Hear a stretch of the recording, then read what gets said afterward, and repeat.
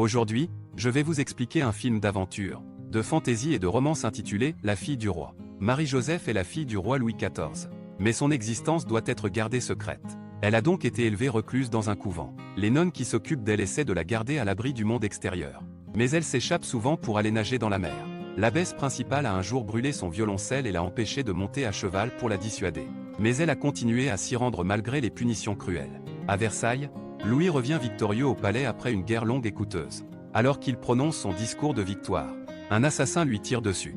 Heureusement, la blessure n'est pas mortelle et il est capable de remonter sur son cheval pour continuer son discours. Malgré la bravoure du roi, l'incident lui a fait prendre conscience qu'il n'est pas immortel. Plus tard, le docteur Labarthe soigne sa blessure et lui dit qu'il existe peut-être un moyen de le faire vivre éternellement. Il affirme que la clé de l'immortalité se trouve dans l'organe d'une créature marine légendaire. Bientôt, Louis charge des pêcheurs de retrouver la cité perdue de l'Atlantide pour capturer une sirène. Lorsque le capitaine Yves Delacroix repère la créature, il demande à ses hommes de lancer les filets et d'allumer des barils d'explosifs dans l'eau. Les pêcheurs tirent bientôt leurs filets vers le navire et découvrent qu'ils ont attrapé deux sirènes. Yves se rend compte que l'autre est un mâle. Il demande donc à ses hommes de le relâcher car ils n'ont besoin que de la femelle. Ensuite, Yves envoie des pigeons voyageurs à Versailles pour les informer qu'ils ont réussi à capturer une sirène. En entendant la nouvelle, Labarthe dit à Louis qu'ils doivent sacrifier la sirène lors de la prochaine éclipse solaire afin que le roi puisse obtenir la vie éternelle. Le plus proche ministre du roi, le père Père-Lachaise, est sceptique quant aux affirmations de Labarthe. Mais Louis en déduit que le docteur ne risquera pas sa réputation s'il ne croit pas ce qu'il dit. Lachaise envoie un message au couvent pour inviter Marie-Joseph au palais afin d'assister à la célébration de l'éclipse. Peu après avoir reçu une réponse, Lachaise se rend au couvent pour récupérer la fille du roi, dont il est séparé. L'abbesse principale avertit Lachaise que Marie-Joseph est devenue rebelle. Mais le prêtre se préoccupe seulement de savoir si son talent musical est assez bon pour être accueilli à la cour. Bientôt, Marie-Joseph quitte le couvent avec Lachaise et se rend à Versailles. À son arrivée, elle est présentée à une jeune servante nommée Magali. Plus tard, Louis se réveille au son de la musique jouée par les musiciens de la cour. Mais il la trouve ennuyeuse. Il demande donc à Lachaise de trouver immédiatement un nouveau compositeur. Alors que Magali conduit Marie-Joseph à sa chambre. Elle suppose que Marie-Joseph a dû faire quelque chose d'important puisqu'elle a obtenu ses quartiers privés si rapidement. Bien que la chambre ne ressemble pas à grand-chose, Marie-Joseph en est très heureuse. Surtout lorsqu'elle voit la vue sur l'extérieur. Pendant ce temps, Lachaise montre au roi la dernière pièce musicale que Marie-Joseph a écrite au couvent. Après avoir jeté un bref coup d'œil à la partition, Louis fait remarquer que sa fille a du talent malgré son manque de formation formelle. Louis dit à Lachaise qu'il rencontrera Marie-Joseph le lendemain, mais il lui demande d'empêcher quiconque de savoir quelle est sa fille. Le lendemain matin, Jean-Michel Lintillac, un fils de baron, rend visite à Louis au palais pour lui offrir un cadeau pour son prochain anniversaire. Lorsque Louis demande à Lintillac des nouvelles de son père, ce dernier lui fait remarquer que le baron est prêt à passer dans l'autre monde. Après le départ de Lintillac, Lachaise suggère que Louis pourrait avoir besoin de Lintillac car il héritera d'une grande fortune. Alors que Marie-Joseph se rend à la cour du roi plus tard dans la journée, elle remarque que tout le monde la dévisage. Magali remarque qu'elle est devenue un objet d'intrigue depuis que le roi a demandé sa présence. En attendant le roi, Marie-Joseph admire une élégante statue sur une fontaine. Au moment où le roi arrive, Marie-Joseph tombe dans la fontaine après avoir été distraite par un jet d'eau. Après que Magali et Lintillac l'ont sortie de la fontaine, Louis lui met son manteau et lui dit que beaucoup d'autres personnes sont tombées en déséquilibre à cause de la statue. Alors que le roi se retourne pour partir, il demande à Lachaise d'installer Marie-Joseph dans une pièce du château. Magali et Marie-Joseph s'installent bientôt dans leur nouveau quartier, où ils trouvent de nombreux instruments de musique et des robes coûteuses. Lorsque Magali lui demande quel objet elle choisirait si elle ne pouvait en avoir qu'un, Marie-Joseph lui fait remarquer qu'elle préfère le violoncelle car il représente sa liberté. Le même jour, Yves et ses hommes emmènent la sirène dans une grotte artificielle que le roi a fait construire pour enfermer la créature. Yves explique aux pêcheurs que la structure est reliée à une rivière souterraine qui apporte l'eau de l'océan. De retour au château, le roi tombe sur un livre relatant que la sirène femelle est tombée dans une transe léthargique après avoir été séparée du mâle. Labarthe, lui, n'y voit que le commentaire d'un marin ivre. Lorsque le roi vient voir la sirène, Yves les informe que la créature est au fond de l'eau car elle est faible et traumatisée par le voyage. Louis demande à Yves d'aider la sirène à se rétablir avant l'éclipse. Il promet d'accorder à Yves un pardon royal s'il réussit, mais il l'assure qu'il sera puni terriblement s'il échoue. Alors que Marie-Joseph essaie de composer de la musique dans sa chambre, elle entend une musique extraordinaire à l'extérieur. Elle quitte immédiatement le château avec son violoncelle pour localiser la source de la musique. Bientôt, Marie-Joseph atteint la grotte et voit la sirène. Alors que la sirène essaie de communiquer avec elle, Yves arrive et attrape Marie-Joseph. Lorsqu'il lui demande ce qu'elle fait là, Marie-Joseph explique que la sirène l'a appelée avec sa musique. Marie-Joseph dit alors à Yves qu'elle veut utiliser la musique de la sirène pour que le roi et le monde entier puissent l'entendre. pendant que Marie-Joseph joue de son violoncelle. La sirène répond en chantant. Le lendemain, Marie-Joseph et les musiciens de la cour jouent la musique inspirée par la sirène pour réveiller le roi. Louis est satisfait de la musique et remarque que c'est quelque chose qu'il n'a jamais entendu auparavant. Il dit à la chaise d'inviter Marie-Joseph au grand bal qui aura lieu plus tard dans la nuit. Lorsque Marie-Joseph arrive au bal, les femmes la regardent avec envie en raison de son apparence unique. Louis demande à Lintillac de danser avec elle, mais Marie-Joseph lui fait remarquer qu'elle ne sait pas danser. Le roi lui apprend, et tout se passe bien pendant un moment, jusqu'à ce que Louis lâche la main de Marie-Joseph en se souvenant qu'il avait dansé avec sa mère. Cette nuit-là, Marie-Joseph rend visite à la sirène pour lui parler du bal. Lorsqu'Yves arrive, la sirène se cache. Alors Marie-Joseph lui dit que la créature a peur de lui parce qu'il la nourrit de poissons morts. Marie-Joseph dit ensuite à Yves qu'elle aime être dans la grotte parce qu'elle adore l'eau. Elle note qu'elle a passé beaucoup de temps au bord de la mer parce que c'est le seul endroit où elle pouvait aller pour s'échapper de sa prison au couvent. Plus tard, Labarthe dit à Louis qu'il a confirmé qu'une force vitale émane du cœur de la sirène. Il révèle alors son plan pour drainer l'eau de la grotte et tuer la créature afin de récolter son organe. Le lendemain, Marie-Joseph trouve Louis en train de dessiner une femme dans le jardin. Louis lui dit que la statue dans la fontaine représente Louise de la Vallière, une femme qu'il avait l'habitude de dessiner. Il note qu'aucune autre femme ne lui rappelle Louise, à l'exception de Marie-Joseph. Bientôt, le père de Lintillac meurt, et Louis annonce qu'il sera nommé duc lors de la célébration de l'éclipse solaire. Cette nuit-là, Yves et les pêcheurs racontent au roi et aux membres de la noblesse leur rencontre avec des barracudas dans la mer. Quand Yves fait remarquer qu'ils ont fui devant le barracuda, Lintillac remarque qu'ils sont soit des lâches, soit des faibles, car ils n'ont pas tué leur proie. Les deux hommes sont sur le point de se battre lorsqu'Yves traite Lintillac d'idiot parce qu'il ne voit que deux choix.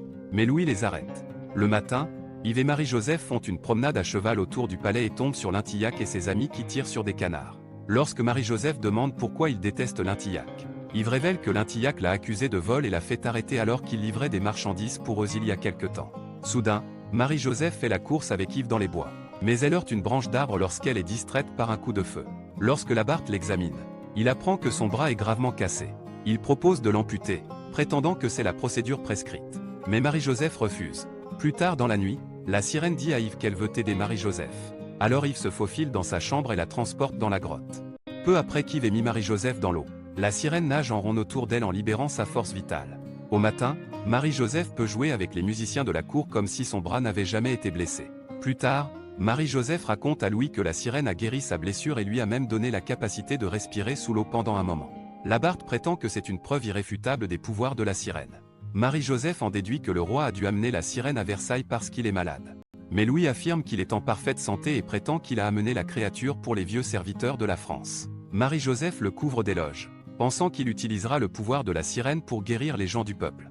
Elle lui demande s'il a l'intention de relâcher la sirène après avoir guéri les malades. Mais Louis lui donne une réponse vague, disant que la créature finira là où Dieu la destine. Le même jour, Yves annonce à Marie-Joseph que le roi a amené la sirène pour lui, et non pour la France. Cependant, Marie-Joseph continue de croire que Louis a de bonnes intentions pour la sirène. Plus tard, Yves emmène Marie-Joseph du côté de Versailles, où vivent des pêcheurs comme lui. Au phare, Yves lui dit que son rêve est de s'éloigner de Versailles. Lorsqu'il demande à Marie-Joseph de lui parler de son rêve, elle lui dit qu'elle veut que la sirène soit libérée pour qu'elle puisse venir avec elle. Yves emmène ensuite Marie-Joseph au Temple de l'Amour, une structure exquise située au milieu d'un jardin. Alors qu'il explique l'histoire de la structure, Marie-Joseph l'embrasse soudainement. Au palais, Louis demande à Lintillac d'accepter la main de Marie-Joseph et lui révèle qu'elle est sa fille. En réponse, Lintillac dit volontiers au roi qu'il sera honoré de l'épouser. Le lendemain, Louis offre à Marie-Joseph un pendentif avec l'image de sa mère et laisse entendre que lui et sa mère étaient ensemble jusqu'à ce qu'elle décide d'abandonner la vie de cour. Louis révèle ensuite que sa mère est entrée au couvent et est morte en couche. Lorsque Marie-Joseph réalise qu'il est son père, Louis lui avoue qu'il a été terrible et égoïste parce qu'il se souciait plus de la France que d'elle. Bien qu'il reconnaisse ses défauts, Louis demande à Marie-Joseph de faire un sacrifice pour le pays et d'épouser Lintillac pour son argent. Marie-Joseph exprime ses objections, mais Louis lui dit que c'est un ordre auquel elle doit obéir. Une nuit, la chaise rend visite à la sirène et se rend compte qu'elle est un être sensible avec une âme. Il dit ensuite à Labarthe qu'il condamnera le roi à la damnation éternelle s'il tue la sirène pour éviter la mort. Lorsque Marie-Joseph tente de quitter sa chambre cette nuit-là, elle s'aperçoit qu'il y a un garde à l'extérieur. Alors elle sort par la fenêtre pour rendre visite à la sirène. En arrivant dans la grotte, la créature lui montre les souvenirs de sa capture pour lui révéler qu'elle a laissé son bébé à une autre sirène avant de se faire prendre. Lors d'une rencontre avec le roi, la chaise l'avertit qu'il commettra un péché mortel s'il tue la sirène. Louis, cependant, pense que Dieu lui a permis de capturer la sirène pour qu'il puisse continuer à diriger la France. La même nuit, Yves et son ami s'introduisent dans la chambre de Labarthe et découvrent des papiers indiquant qu'il va tuer la sirène.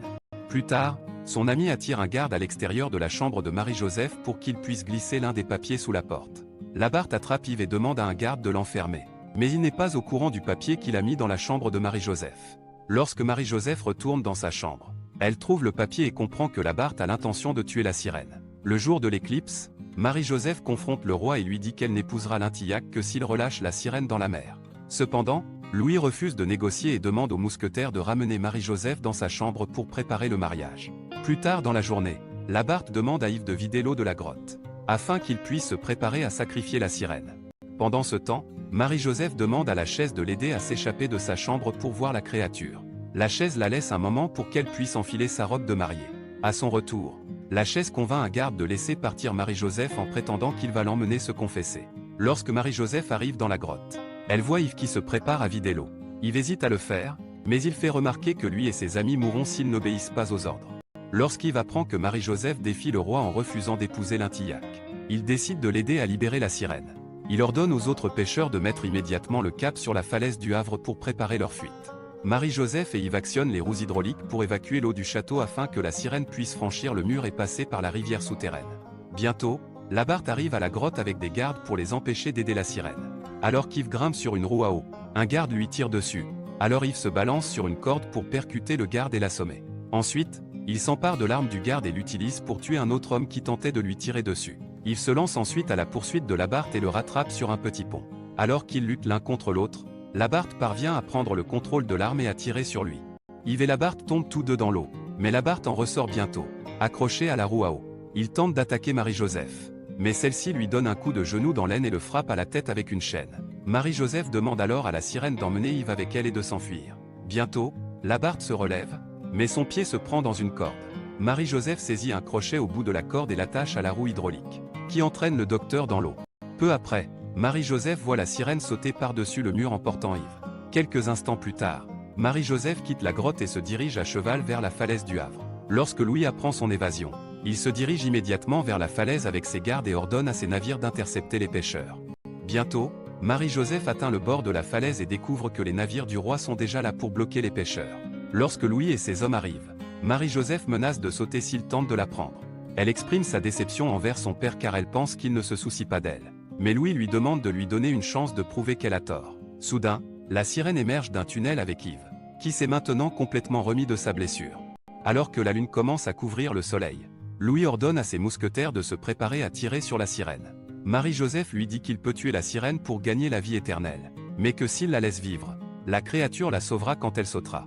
Après avoir laissé tomber le pendentif que Louis lui a offert, Marie-Joseph saute de la falaise. Louis ordonne aux mousquetaires de se retirer pour permettre à la sirène de guérir Marie-Joseph. Après avoir vu que Marie-Joseph a récupéré, la sirène s'enfuit rapidement. La chaise dit à Louis qu'il a toujours été un grand roi, mais qu'il est devenu un grand homme pour ce qu'il vient de faire. Alors qu'il regarde Marie-Joseph et Yves nager vers le bateau des pêcheurs, il demande à ses mousquetaires de faire signe à sa flotte de se retirer. Yves et Marie-Joseph partent à la recherche de la cité perdue de l'Atlantide pour retrouver la sirène. En atteignant la cité engloutie, Marie-Joseph plonge dans l'eau et trouve la sirène avec son enfant.